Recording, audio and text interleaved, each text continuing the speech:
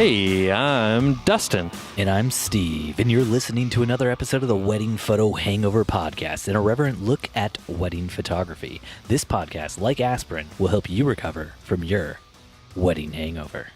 So, Steven, in traditional wedding photo hangover traditions, I guess, I thought maybe we would do an Easter-themed episode. Really? You just had that thought? Off the cuff. Just poof, there it was. All right, well, cool. I'll let you go ahead and produce this episode. Go for it. What you got? Perfect. I just wanted to know. Don't look at my show notes. What show notes? I just have pen and paper here, Steve. Just the old-fashioned pen and paper. So, Dustin, we're heading into that Easter time, which means that a lot of photographers that I've seen online are asking the big questions. Ooh. Like, what is Easter? What is Easter? For those of you out there... Who dat bunny? That's Jesus. Oh. Stephen. The Jesus bunny. Got it. Sure. It's a So, yeah, Steve, can you give us the history of Easter? How did Easter come to be? Well, based off of what I know and off of the information I just got from Dustin, apparently there was a giant chocolate bunny. A bunch of people ate it. And a few days later, it rose again from their stomachs. And that is the Easter Jesus. Easter Jesus. Bunny. Easter Jesus bunny. Sorry, I didn't finish that one out for you. Sounds like a movie that's coming to theaters. Man, we got off on a real irreverent tangent right at the start. The first thing in the show notes that we actually wanted to discuss, besides, being blasphemous, do you do Easter-themed mini sessions? That is the number one question I see on Facebook groups. Oh, Easter-themed mini sessions. So we don't typically do mini sessions ever. If we do, it'll be like one time in the fall, and that's to make some of that sweet extra Christmas cash. That Christ cash, you could almost say, right? Christ cash. Do you want to talk about the history of Christmas as well? We'll save that for our Christmas episode next week. Yeah, we do our holiday episodes out of order for those of you who don't listen, so stay tuned for some crazy... We do have some breaking news. Boom, boom, boom. Do you want to hear this breaking news, Dustin? Just hot off the presses. And it has to do with what we were just talking about. Breaking news. Since it's not in the show notes, please. Apparently this December, Santa Claus and the Easter Bunny are going to be getting married in Cobourg, Ontario, in Canada. Book your tickets, Steve. We're going to be the first ones there. And I know this because they have recently set up a wedding site on the Knot. Is there like a GoFundMe page associated with it? That would be the greatest thing ever. I'd fund that. Would you fund that? Of course you'd fund that. You throw your money away on everything. Speaking of throwing money away, this is a tangent that I wasn't going to get into tonight, but since we went there... Are you going to blaspheme the Lord's name again? Or the Easter Bunny's name? Who are you blaspheming? Do you watch John Oliver? Yes and no. Well, he just did a whole episode this week. Let's try that again. Yes. He just did an episode about blasting cryptocurrencies this past week. And you saw that? I haven't watched that one yet. Oh, then I won't spoil it for you. It was pretty funny. I'm a few weeks behind on John Oliver right now. That's why I was all like, yes and no, because I thought you'd spoil something for me. But go ahead and spoil it, because I know you don't have the comedic timing of John Oliver, so it's not like I'm going to miss all the good jokes. John Oliver is one of my favorite. Yeah, he's so good. Late night hosts. But anyways, he was kind of doing a deep dive on cryptocurrencies that I didn't know, and one of the things was how many people were just blindly throwing money into cryptocurrencies that had no value, and just because they used the word blockchain or cryptocurrency, people were just throwing crazy amounts of cash. And he was making the comparison that it took 7 years for Facebook to raise its first $1 billion. Mm-hmm. And this was one cryptocurrency that doesn't even exist publicly yet raised like $1 billion in a few months. And so on that note, Dustin and I would like to announce that we are starting the wedding photo hangover cryptocurrency. The way this cryptocurrency works, it's a blockchain. And every time you're listening to an episode and you get a good guffaw or a laugh, as you might know it, A little hoo-hoo. that actually translates into unlocking one coin of Steve Dustin bucks. No, I don't like that name. Hangover bucks. Hangover, yeah. Or maybe just hangy bucks. Hangover's a little long. WPH bucks. Man, that's even longer. Coins? We'll work on it. But needless to say, it's there. Send us your money. Dustin's putting up a GoFundMe Kickstarter right now, and you can just send us that sweet, sweet money. Dustin, I did have a transition out of the Santa Claus Easter Bunny thing, and you just totally railroaded me there. Oh, sorry, Steve. In looking up material about the Santa Claus Easter Bunny wedding to see if that had ever been done before, because I think that is important. We need to get to the bottom of this. How are you going to marry Christ's birth with Christ's death? Sweet baby Jesus and zombie Jesus risen from the dead. Zombie Jesus. He died. He came back. That's a zombie. That is a dark place you're taking this podcast tonight. Jesus and Lazarus, they're both zombies. I read my Bible. Do you, Steve? That's right. Then you should really watch John Oliver. So while I was looking up this is good news story about Santa Claus and the Easter Bunny getting married in December in Canada, I did find would you call it? Dustin, I made you watch this right before we started recording. A lovely, touching, intimate wedding. The video of a lovely, touching, intimate wedding. That's what I made you watch, right? Let's just say I would hire them to shoot my wedding if I was getting married. The quality and the cinematography, the angles, the lighting. They don't even know what we're talking about yet, Dustin. You can't just... I know. I'm just setting the scene for what you're about to describe to the listeners out there. So we're going to include this down in the show notes. You can just go and click through. It's a video somebody made of a furry wedding. Steven, for those out there who might live in Indiana, the Midwest, are censored to those outlying cultures and things that maybe live beyond normal, dare I say, can you describe to us what furry means? Furry is a term used for anthropomorphic beings that are usually furred, but sometimes not furred. So when you say someone is furrying, the act of furrying would be to dress or act like an whatever you said. Wait, are you saying there's human beings inside of those skin suits? Skin suits? I thought that was like a real dragon marrying another dragon. But you're telling me there were human beings inside of the dragon suits. Let's just say I don't think that was a shark that walked him down the aisle. I don't understand why a shark couldn't walk somebody down the aisle. You've been watching too many Bubble Guppies. Well, I'm afraid, Dustin, that I see a future for us after nuclear war. The ultimate killing machine, that's right, the great white shark, evolves the ability to come up onto land and to hunt us down. And as we all know, great white sharks don't stop moving. They are the ultimate killing machine. How are you going to get away from a land shark? Wasn't that one of the bad guys in one of the old Ninja Turtle series? Was like a shark man hybrid? There was like a whole cartoon about shark men. That was like a Ninja Turtles Is that what ripoff. I'm thinking of? Yeah, I think so. I watched a lot of cartoons growing up. They all kind of blend together now in my old age. Yeah, I think it was called like Shark Tales, Shark Fins. It was Shark Tales. It was a spinoff of DuckTales. Oh, what are you drinking there? What's going down the old slippery slope? Just some dragon's milk.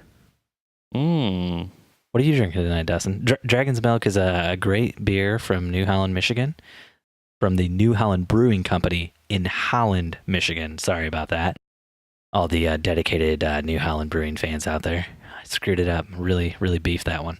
It's a bourbon barrel aged ale. It's one of my wife and I's favorite beers to drink.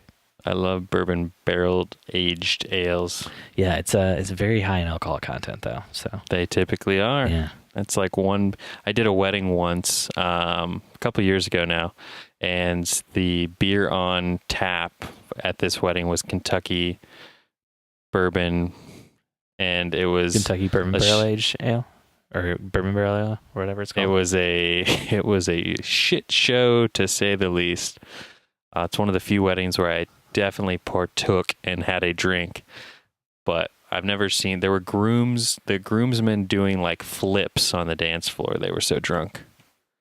And it was a sparkler send-off that I was certain was going to burn the venue down. So if you're listening to what Dustin's talking about, the Kentucky Bourbon Barrel Ale, it is a much more popular ale than the Dragon's Milk from New Holland Brewing Company. And that Kentucky Bourbon Barrel Ale comes from Lexington Brewing and Distilling Company. And I got to say, when I first tried Kentucky Bourbon Barrel Ale, I thought it was great.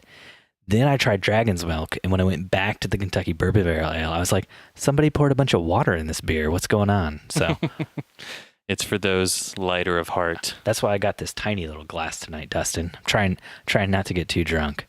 But listeners who want to hear me get too drunk, you can tune in to our next episode, which we recorded directly after the St. Patrick's Day episode, where I drank like 3 beers. For those of you who would like me to describe the glass Steven is drinking out of, it's about the size of maybe a gallon. It's like one of those giant oversized margarita cups. Well, I mean, usually I just drink straight out of the bourbon barrel. So, I mean, this is downsized for me, Dustin. Exactly. It's Trying to curb my alcoholism. Small for Steve. Yeah. Oh, Steve, moving backwards, upwards, and backwards. Furry weddings. Do you... How do you feel about furry weddings, Dustin? Steven? Dustin, would you Steven? shoot a furry wedding if one came to you? Absolutely. I know, dude. When I was watching that video, like the video made me cringe in every way, shape, and form. And you do want to go to the show notes and you do want to watch that link. But all I could think the whole time is, man, I really wish I was there shooting this because it looks like a ton of fun. For sure. There are sharks, there are foxes, there are squirrels. I think there was an Easter bunny at one point in time. Maybe I'm misremembering. Do you think furries are like upset every year when Easter comes around and they're like, that dude's not a furry? When they see the Easter bunny like at the mall and they're like, what is this bullshit? Yeah. Are you taking the kids to see the Easter bunny this year? We did that with Ian when he was little and it freaked him out. And I don't think we're going to do that with Nora this year. Yeah, we're still debating. Santa didn't go very well. Yeah. So we're on the fence with whether or not to do the Easter bunny thing. Mm-hmm. The Easter bunny's creepier than Santa, in my opinion, because The giant animal. yeah, giant animal. Interesting. Do you and Jennifer do any kind of Easter themed mini sessions? No, we don't. Jen and I do not do mini sessions, period, throughout the year. I personally, every time I hear people doing mini sessions, all I can think to myself is it sounds like a lot of work, a lot of stress, a lot of like scheduling mishaps that could happen and screw your whole day up because like, oh, one person showed up late and I only have these mini sessions going 15 to 30 minutes at a time, which means the next person's going to be late. Then every person after them's going to be. So when I hear the term like mini sessions, that's what I'm thinking in my mind is like when you do like a mini session marathon over a day. And I get so anxious and stressed out by that I couldn't ever imagine wanting to do it. So then like anytime I hear mini sessions, even though that doesn't necessarily mean like one of those marathon things, I just get stressed out and I'm like, nope, done. But Dustin, how would you do an Easter themed mini session? I saw some from last year that I thought were super cool. It was essentially like somebody just created a set with like couple of little bunnies and some chickens and some eggs kind of thing. Oh, dude, that's the next most annoying thing I keep seeing on the Facebook groups. People are asking for overlays, bunny overlays for their photos that look realistic because they don't want to go through the hassle of having real bunnies there when they do the shoot. And I'm just thinking to myself, like, why would you call that an overlay? Like, you just Photoshop a bunny in, but I mean, I guess you could buy an overlay with that. Like when I think of an overlay, I'm thinking of like a transparent thing with like the bunny on it that you put over your photo and like take a picture of the photo with the overlay. Steve's bringing us to an excellent point. We have a wedding photo hangover Patreon page, and we'll be selling a bunny overlay for all of you out there that want to use it for your minis. It'll just be Dustin in a bunny suit. It'll just be Dustin and Steve in a bunny suit, like with carrots and candy. So you did it before.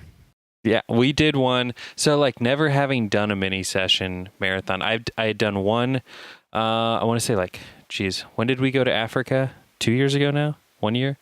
1 year. 1 year. 1 year ago. So it would have been 2.5 years ago. I did a mini session as a fundraiser for the first time I went to Africa, and to offset the nonprofit's travel cost that was sending me there. And that I did was really easy. It was like a sign up sheet. They showed up. We had like hay bales and pumpkin, like little set up outside. And it was like, you got click, you're done. I don't understand. Why were you using hay bales and pumpkins for an Easter-themed mini session? This wasn't an Easter. No, we've never done an Easter mini session. I thought you were asking if I had ever done Easter or mini sessions. No, it's specifically talking about Easter-themed ones. But, I mean, you can talk about your fall-themed one and blow all that great content that we were supposed to be saving for the fall right now. I'm not angry. Oh. No, I'm not angry. You know, you've got dragon's milk coming out your nose. That's just how I do. But yeah, we'll do a deep dive on mini sessions later. But I think that deep dive. Now that we've had some time to really think about it, I think we are going to try and do a couple this year. But we'll see. Stay tuned. No, that's not how it works. They're listening to a podcast right now. You don't just say stay tuned and get quiet. Yeah, that is exactly how it works. So I imagine for your Easter-themed mini sessions that you're thinking about doing for next year, Dustin, you're going to show up dressed up as an Easter egg to take the pictures because that'll be like a comedic fun thing for the kids. But just don't go sitting on any walls because we know what happens when an egg falls off a wall. Yeah, I want to talk to my lawyer and find out about all the king's horses and all the king's men. About how liability works with live animals and children. Yeah. Because they might not ever be able to put you back together again, right? Precisely. Have you ever taken the kids to an Easter-themed mini session? Do you even have photos of your children, Stephen? So I'm gonna come down on this, and I'm sorry to all the listeners out there who do Easter-themed mini sessions, but I think they're cheesy. Yeah. Sorry, everyone. I think they're real cheesy. And I don't ever want to do them. I saw people were doing like St. Patrick's Day themed mini sessions, and they're posting them to Facebook. And oh man, those ones are real cheesy. And what were those like? It's like people wearing green and overalls, like green pants and overalls, and like a little green hat and stuff. Like they had their kids doing it. Like I get it. Like cheesy is like an effective marketing tool. Like a lot of people like cheesy. So like if I'm saying to you, that's real cheesy, I don't want to do it, that's more of a commentary on me than it is on you. Because like tons of people out there will see something like that and they will love it, just love it to death. So I mean, you got to know your market and what you're looking to shoot and who your clients are. But like my clients just aren't those sorts of people. And if I were to start doing something like that, like, oh man, Dustin, I would lose all my Instagram followers that I worked so hard to get. Steven with a PH. It's actually Stephen with 2 F's. Stephen Vinyl. Oh, so you would never do mini sessions. You would never have your children photographed in mini sessions. I would do mini sessions. I would have to hire like a planner or somebody to schedule everything for me.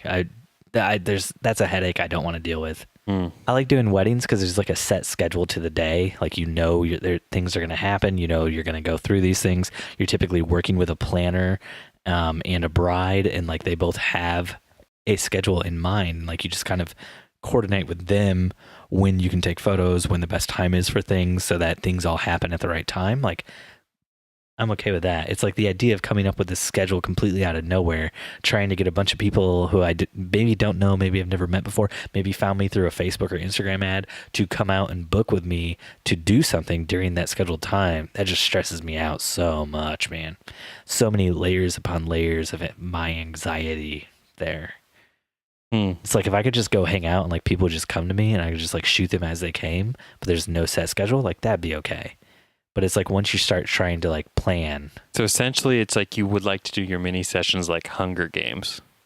I mean, yeah, we've already joked on the Hunger Games before in another episode. Do you want to do this again? Where it's like you're the food and they're all fighting for you. I don't think you understand the Hunger Games. And you're like, hey, you hold the rabbit. No, don't eat the rabbit. Don't eat the rabbit.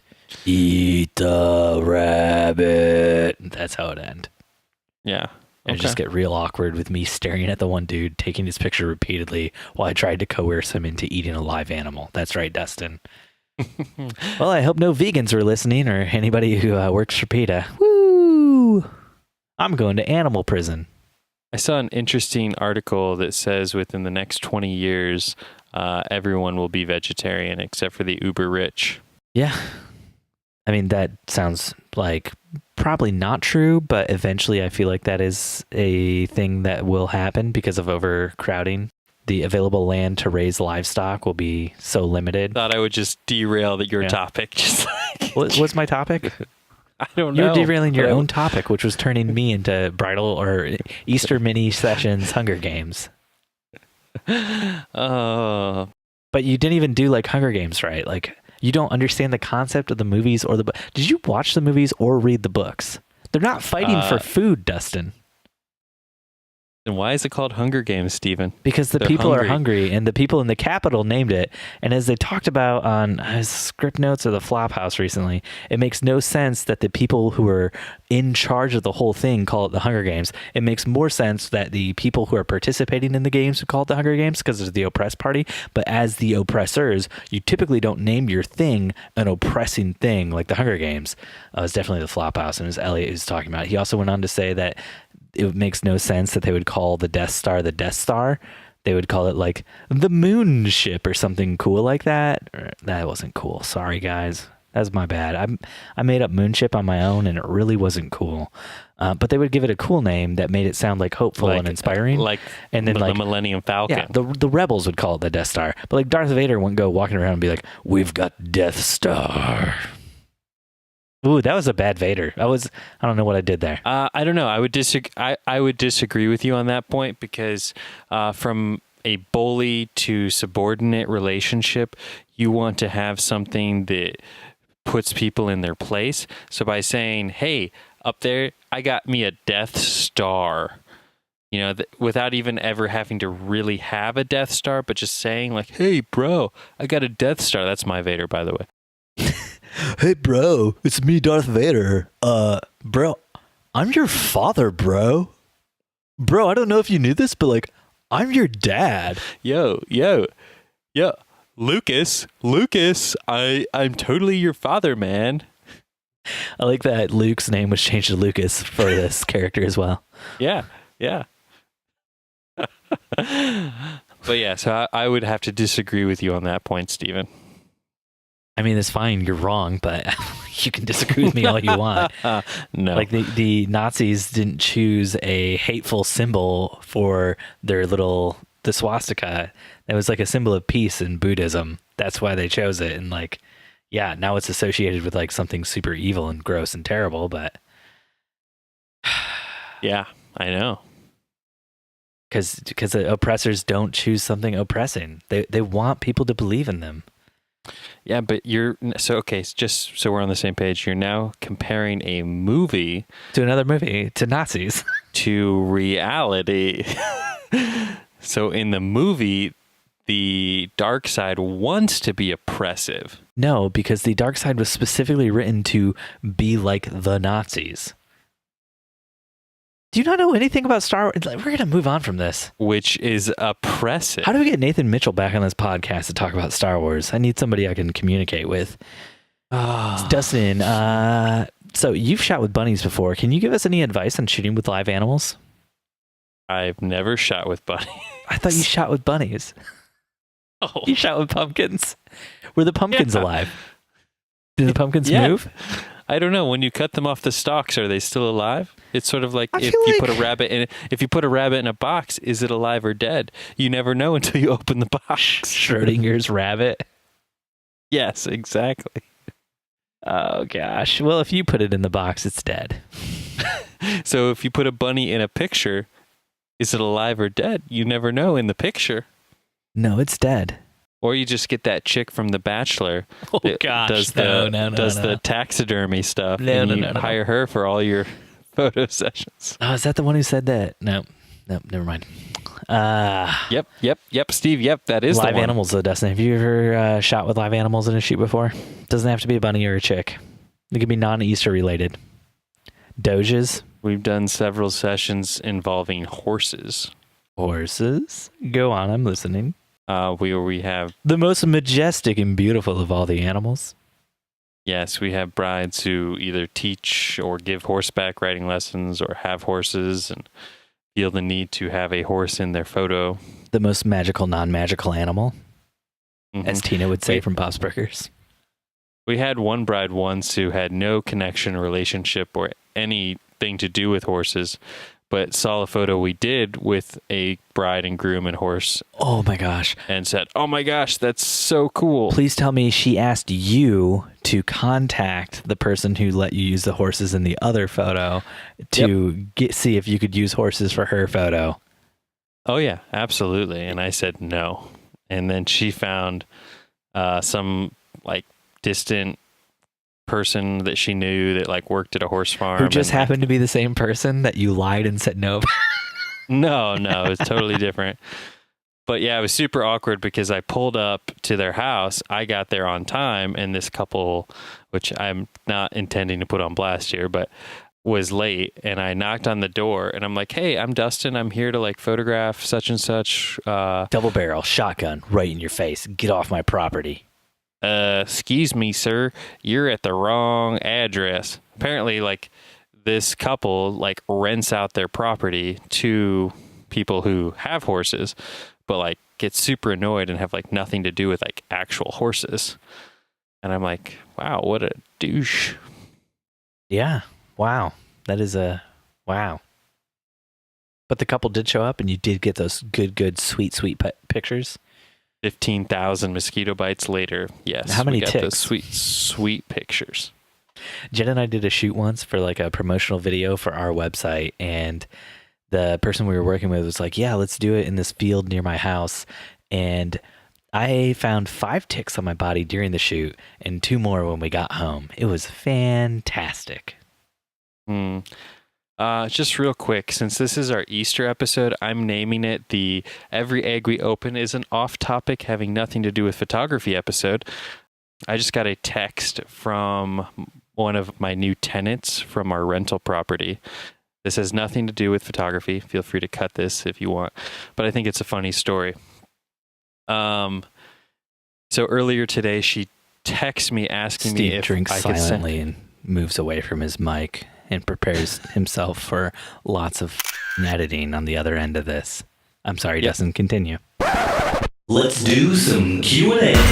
But Steve. Sarah from the Facebook group says, how do I respectfully ask a client to back off? One client called me several times in a row in the middle of my family's Easter dinner. I finally answered her call just to say I would return her call when I was free, and she continued to bother me, saying she didn't want me to provide colored props for her gender reveal shoot because they'd be cheesy. I previously had told her I don't own or provide props because I don't shoot with props. Then the next day, she bombards me with texts saying, and when I don't respond right away, she sends more texts that just say, 4 of them, total texts that just say, question mark, question mark, question mark. 4 times. Then an hour after that, she sends a group text to both me and the girl paying for the shoot. When neither of us respond in what she considered to be a timely manner, she sent more texts that just said question mark, question mark, question mark. This all happened while I was working at my 9 to 5. So as stated before, how do I respectfully ask a client to back off? To back the off? So I've had something like this happen in the past where you get a client that, you maybe that friendship professional line gets blurred a little bit. And I will, Blurred and I know this will sound... lines. Blurred line. Oh man, my voice is cracked right there. We can license that, right? We got the rights to yeah. Who do we have to get the rights from? Because it's not Robin Thicke. Who wrote the song that he ripped off? Blurred line. No. Anyways, so what I've done in the past is I've actually on like weekends and holidays, I'll send a fake autoresponder type message where it's like, hey, Dustin and Corinne Photography is currently shooting a wedding or enjoying the holiday this weekend. Please feel free to email us and we'll get back to you in 24 to 48 hours. And then if they text you again after that, then you just straight up block their ass. Have you ever sent one back that's just like, hey, Dustin can't get back to you right now. Him and Corinne are trying to make another baby. Something to make them feel real awkward.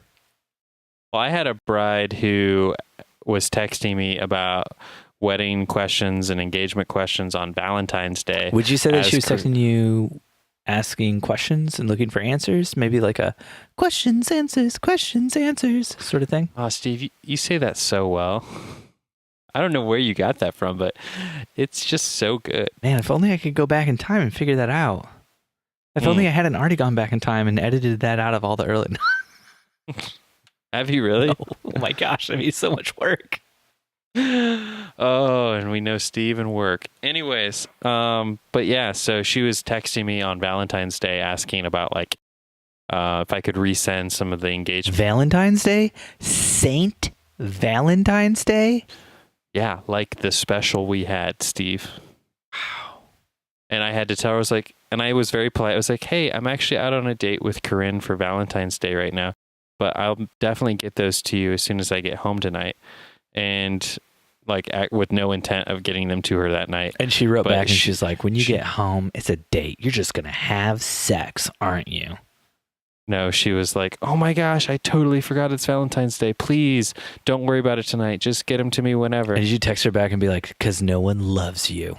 That's why you forgot it's Valentine's Day. And she's like, oh my gosh, I'm getting married in a month. Why would you say that?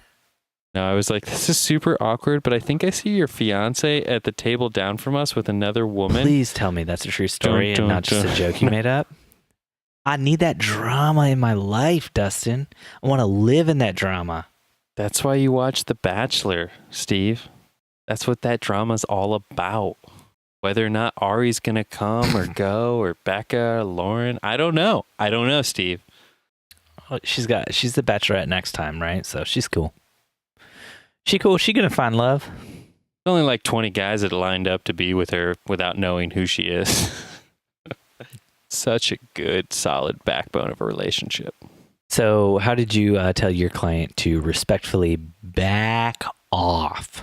I tried to be super polite that evening about just letting her know, like, hey, here's what I'm doing. And she was really understanding and realized, like, she didn't realize it was Valentine's Day. So, because no one loves her. Correct. I want to hear you say it, though. Your client didn't understand it was Valentine's Day because no one loved her. There's two roles that we play on this podcast. I'm the nice one. You're the asshole. And I'm trying to keep those lines clear for our listeners Dustin, out there. We've recorded like 8 million hours of this podcast now. And I got to say, I don't know which one of us is the nice one ever. I don't think ever either one of us has been nice. I'm trying, Steve. I'm trying. We're all a bunch of Cartmans here. We're the Always Sunny of photography podcasts. Always Sunny. I've never seen that. Oh, we're the Seinfeld of photography podcasts. I can't say that though. That's too high of praise. But the listeners could say that, maybe in a 5-star review on iTunes. You know what I'm talking about? But yeah, so I mean, how would you do it, Steve? Have you ever had a client that sort of bombarded you and been like, "Hey, Steve, how about them pics? How about them timelines? Steve, come on, I'm over here. I'm so needy." I have a pretty direct way of dealing with clients who act like that, and that is like if I was getting multiple calls in a row during the middle of like a family Easter dinner, I would turn my phone off. And if I was getting multiple emails in a row, I'd sign out of my email. I like to be real direct. I like to let my clients know what's going on. And if that client were to show up at my doorstep ringing my doorbell, I would turn the lights off inside my house and go to bed. What if that client is like your sister or sister-in-law and she's like, "Steven, I'm going to be at Easter. Can't wait to talk about my wedding." I'd be like, "Yep." And then the night before, I'd stay up until all hours of the night or the morning to get that done. I don't understand that question. If it's family, you got to get it done. Okay. All right, Steve. And by if it's family, you got to get it done. What I really mean is your family's going to be so forgiving when you show up at Easter and you don't have anything done. You can always treat family poorly. They love you no matter what. Do they, Steven? Yeah, even if you lose their entire wedding. I'm sure they would. Okay, Jonathan from the Facebook groups asks, looking for advice. The Easter season is upon us, and as we are currently in the middle of Lent, I am hopping. Woo! That's right, you're hopping to do some Easter pics at church or just in general. Anybody have any suggestions or ideas? So, Jonathan, assuming that you listen, you already heard my good idea of dressing up like an Easter egg yourself to get all the laughs in. Mm-hmm. Yeah. But I also want to say, I think it would really help if you got some chocolate body paint and you painted all of your clients with the chocolate body paint so that they look like chocolate Easter bunnies. I think that would be the best way to go with this. Absolutely. And it definitely wouldn't get you thrown in jail at all. And then I would take it a step further, Jonathan, after you paint them in the chocolate body paint, and I would put like painted foil around them. Mm-hmm. Right over their mouth and their nose holes, too. Exactly. Really do it right. You really won't go to jail for this. And then you take their picture. You could probably sell these to a gallery, too. Yeah, you actually probably could sell it to a gallery somewhere. Look at my art. This is a modern piece commenting on the Americans' infatuation with chocolate and bastardizing the Christian holidays that they celebrate. I think he mentioned taking pictures at church. Oh, hells yeah. That makes it even more bastardized, blasphemous. So I think we answered that question perfect, right? I think so. Let me just give an alternative in case he feels like the chocolate paint thing might, I don't know, not be for him. I don't think he needs an alternative. He's hopping to get these done. Maybe set up some sort of a little shiplap type background and throw in some giant ass eggs and do a little bit of straw on the ground. Now, for those of us who don't know what shiplap is, because I only found out about a month ago and my wife said she wanted to do it all over our kitchen. Could you explain shiplap to us? Shiplap is a wooden trim-like feature that you can put on your walls. Thanks for listening to another episode of the... I'm just messing with you, Dustin. I'm sorry. Okay. Sorry, Steve. Just because I'm more informed than you doesn't mean you need to, put me on blast there. I wasn't putting you on blast. I was cutting you off rudely. That's the same. But I got more questions. that we're gonna plow through. This is a question-heavy episode because I have to cut out about 20 minutes of you talking about your rental properties again. Don't be jealous, Steve. It's okay. And now I have to cut out my bitter comment about being jealous about your rental properties. It's okay, Steve. So you're gonna put some shiplap up, and shiplap is like wood trim that's on the wall, but like going up the wall. You can get like a cheaper version. It's called beadboard. B-boys? It's like a bead board. BCBC boys getting live in the spot, putting all kinds of shame in the game you got. And it's like a prefabricated shiplap. And You can paint it like a pastel-y Easter color, whatever. It's like B-boys paint in it the white. early morn, B-girls be rocking on and on. A lot of stores like Menards. B-girls to the break of dawn. B-boys or be Home rocking on and Depot on. or Lowe's. You can get it. And then anyways, set up some big-ass Easter eggs and then throw the kids in there. If you want to get crazy, find someone with a pet bunny. Throw that in there. Snap a photo, get them in, get them out. That's probably what we would do if we were to ever do Easter mini sessions.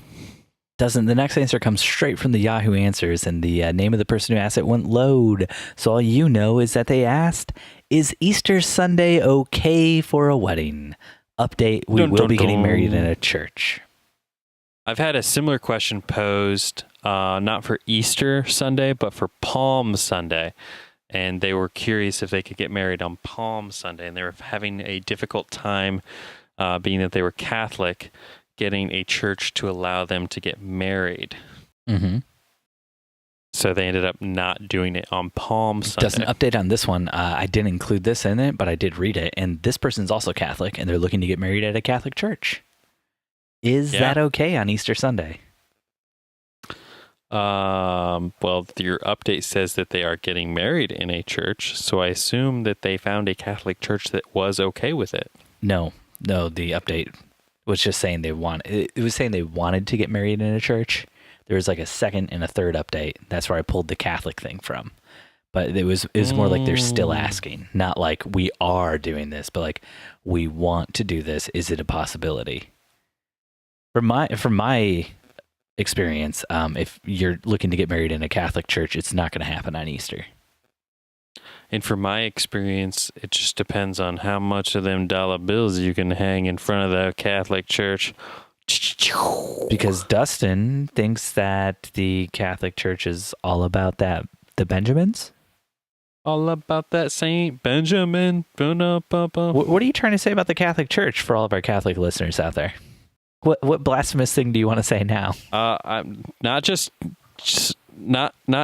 Catholic Church. I feel like any venue, church or otherwise, if you offer them enough money, that they will gladly bend and let you have a wedding any day of the week. I mean, I think you're incorrect about that. Maybe not any church, but a lot of churches. There was a church recently that said that you weren't allowed to hire a photographer from out of the country to shoot at the church anymore because a photographer took some pictures that made it look like a bride was giving a blowjob to the groom with the church in the background. Oh my. And they said that it was somebody from out of the country or something like that. And so they're just not letting people get married at the church who are from out of the country anymore because it's like a destination wedding spot. So no out of the country photographers, no out of the country brides and grooms, something like that. Like that's a weird story. Yeah, that's a hard line. All I can think is like, what about the people who already booked a wedding there? You just tossing them out? They're like, we could word this as like no blowjob photos can be taken with our church. But instead, I think this makes more sense to just eliminate the entire rest of the world from getting married or having photographers from the entire rest of the world be able to photograph here. I think, let's weigh these options. Let's go that route. I love it personally. It reminds me of that hotel that said a blogger wrote or a YouTube vlogger wrote to a hotel to see if they could stay there for free in exchange for doing a video about them. And the hotel posted that the vlogger had asked them this to social media and said, these vloggers think that they can get anything for free, blah, blah, blah. We're not doing it. They didn't include the person's name or anything. And then the girl who had written them went online and like cried and said she couldn't believe this person would call them out, and the people were saying such terrible things about her, how she wanted everything for free. And all I can think is, because you did want something for free. You asked to stay in their hotel with your boyfriend on Valentine's Day weekend for free. It was just crazy to me. It's like, how self-important do you think you are that you think on one of the busiest like weekends for hotels, like Valentine's Day weekend, you should get a free one, and B, that when the person calls you out but doesn't mention your name or anything about you, that you feel like you have to make a reaction video where you cry and say you can't believe that they would do this to you. And the hotel's response to that was to say, we no longer allow bloggers or vloggers to stay at our place. It was just like hard, cold period. Not even if they're paying. No vloggers, no bloggers, done. And I was like, good for them. Man, that's harsh. I love it. So did you answer the question, Steve? Easter. Sunday, okay for Acceptable? a wedding? I would say at most churches, no. But I want to take this a level deeper. No. You're competing with the resurrection of Jesus on your wedding day. I don't know a single person who's like, what do I want to compete with on my wedding day? Jesus' resurrection? Or just like every other basic bitch bride out there? And it's like, I would choose basic bitch brides any day over competing with Jesus coming back from the dead. Yeah, I guess Steve brings up an interesting Like point. your wedding's going to be really overshadowed by Jesus. Is that what you want? Yeah, Steve brings up an interesting point here as far as why would you want to get married on Easter Sunday? It's probably the only weekend where the church isn't already booked. Yeah, I guess. I feel like it'd be really difficult, though, to book a location for Easter Sunday, to book any vendors like caterers, photographers, anything, because especially like caterers, because they have to have a catering staff there, and because it's a holiday, more than likely they're going to have to pay that catering staff more than they would on a normal day. So like everything's going to be more expensive if it's available at all. So getting married on Easter is a terrible idea, I would say.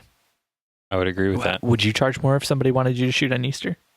Depends, Steve. Depends on how hungry I am. I thought I sufficiently made fun of that last week so that you would never do it again. Oh, see, I thought you were encouraging me to continue to do it. And see, there we go. Miscommunicating. All the time. Yeah. From Yahoo Answers, what would you think of an Easter-themed wedding? With the flower girl tossing flowers from an Easter basket, the bride and the bridesmaids dressed as baby chicks, and the groom and best man wearing bunny costumes with big floppy ears. There is an answer somebody gave, which is the best answer, which we will read, but Dustin, don't say what they said. Let them have that joke. Let Bliss have her joke. Or his joke. Bliss. Okay. What would you think of that Easter-themed wedding? Groom and best man wearing bunny costumes with big floppy ears. Sounds fantastic to me. Bridesmaids dressed as baby chicks. Yeah. I love it. I would maybe even offer a discount in order to shoot this. I mean, we kind of went over that already with the furry wedding idea, but like, yeah. Exactly. Yeah. There is no part of me that thinks this is a good idea, but I would love to capture this. Can we take it a step further? As the bride's like walking down the aisle, there's little eggs that fall out from under her dress. Oh my gosh. And then the kids who are there can run out and get the eggs, and there's candy or money inside. I don't want to discriminate against you and your family, whatever you choose to do. They were chocolate eggs, Steve. They were chocolate eggs. Chocolate eggs, even better. Oh. So it kind of seems like she's pooping as she walks down the And aisle, can but they're little we chocolate just say nuggets. the groom says he is wearing a bunny costume with big floppy ears, the floppiest of floppy ears. He has to hop up to the front, and when they walk back down the aisle after the kiss, he has to hop down the aisle, right? Yeah, you'd really have to play up the Easter theme if you involve any kind of bunny paraphernalia, or else then people take it in a whole different direction and think it's a Playboy wedding. Oh yeah, and like you could also say like on your invitation, join us for a hoppy wedding. Steve, you are too much. But it wouldn't even be beer related, which is kind of a bummer. Get some IPAs in there. Unless you did have very hoppy beers. At the hoppy wedding. Boom. So the best answer from Yahoo Answers was a user named Bliss who just wrote, in response to the question of Easter-themed wedding, big floppy bunny ears, bridesmaids and bride dresses chicks, her response to that was, I'd rather not have a wedding at all, to be fair. Sorry, I had to laugh away from the mic. I was laughing very hard. Were you though? Were you though, I really Steven? was. So, Steven. Dustin, I got a question for you now, straight from the Yahoo Answers. Shoot it. Shoot it right here into my earlobes. How are pretzels linked with Easter and wedding traditions? Oh, Steven, this is an easy one. So there's Saint Anne, and Saint Anne started a little shop called Auntie Anne's, where she would make pretzels. And because Saint Anne was born on Easter, she was a tremendous, almost considered the patron saint of Easter. And so when she started Auntie Even more the Anne's- patron saint of Easter than Saint Easter himself, the bunny man. Exactly. So when she created the pretzel, it almost represented bunny ears with a little face. And then she'd create these little dipping sauces that you would be able to dip your Easter pretzel in, and just a little salt on it, so it kind of, finished it off. Making me hungry here, Steve, just thinking Then about every it. time I go to Auntie Anne's, I think of that. That answered your question pretty thoroughly, I think. Yes, right? yes, it did. Wow. Oh gosh, thank you so much for that, Dustin. Saint Auntie Anne. Saint Auntie Anne's, she was quite the gal. We used to bow down and pray to the nacho cheese gods of her creation. With arms crossed over your breast, I assume. We used to dip our pretzels in mustard like normal folk, and then she came across the nacho cheese recipe of the ages. Thanks for listening to another episode of the Wedding Photo Hangover podcast with your hosts, Dustin and Steve. You can find us on Instagram and Facebook at Wedding Photo Hangover and on Twitter at WedPicHangover. You can find Dustin on Instagram at Dustin_McKibben. And you can find Steve at Steven Van Elk. Thanks for listening, and we'll see you next time your head is pounding, your limbs feel like dead weight, and your entire being is aching for the sweet embrace of death. That's right. Next Sunday after you shoot another wedding. Oh, unrelated to photography, the wife and I watched The Greatest Showman tonight. That is a fantastic movie. They have lots of singing. Yeah. Did you like the singing? Yeah, surprisingly. I normally don't like movies like that, and she's been begging to watch it, and I pushed it off, So and it how came many out times today. when Hugh Jackman was singing, did he just like flex his fists and like claws just came out, and then like he was like Weapon X and just like slashing So people that's and going why crazy? I didn't want to watch it, because I didn't want to sort of fog my beautiful vision of Hugh Jackman as the Wolverine. Like that was my favorite part of Les Miserables, was like when like the claws just came out and he just started murdering people. So I just assumed like that happens in every movie that Hugh Jax is in. Yep. When he was in Kate and Leopold, and he was time-traveling love story, and then just tears apart, I mean, it was sad. He killed Kate. Do you remember in The Fountain? When he was like looking up The into the Fountain, really sky taking while it he was back. riding on the tree of life, and like That's man, a trippy movie. I think that's how Wolverine became immortal, right? I was on a first date with a girl, and we rented The Fountain. Oh my gosh. Yeah. I was just like, oh, it's got Hugh Jackman in it, and it's like, oh, this is gonna go really well. And we just spent the whole time like, I'm like, what is going on here? And then you're like, I remember this one time I was watching this X-Men movie, and like he had 3 claws, but he put the outside claws down, so just the middle claw was out. And then that girl laughed really hard, and you're like, yeah. And that's how Dustin and Corinne had their first date. No, needless to say, I didn't go on a second date with this girl, because she was like, what is this guy thinking when it comes to movies? Dustin, that's my favorite story I've ever heard about you. Yeah, well, that is needless. Fun fact: the girl that I watched that movie with, I shot her wedding years later. Is that the girl who like halfway through the wedding was like, I'm making a huge mistake. Run away with me, Dustin. No, that was a different girl. Oh, okay. And that girl's name was Steven Van Elk. Yep, that was her. I've switched from Dragon's Milk to an old fashioned. Oh man. I saw that. Yum. Thanks for sitting down with me tonight, Dustin, on that note. Have a great night, Dustin. Have a good one. Bye, bud.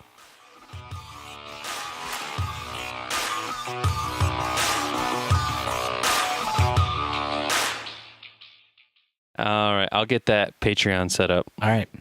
Don't sit on it. All right. Never do. Always rotate. Wedding Photo Hangover is edited by Steve Van Elk from Bespoke Tone. You can hit up Bespoke Tone for all of your photo, video, or audio editing needs.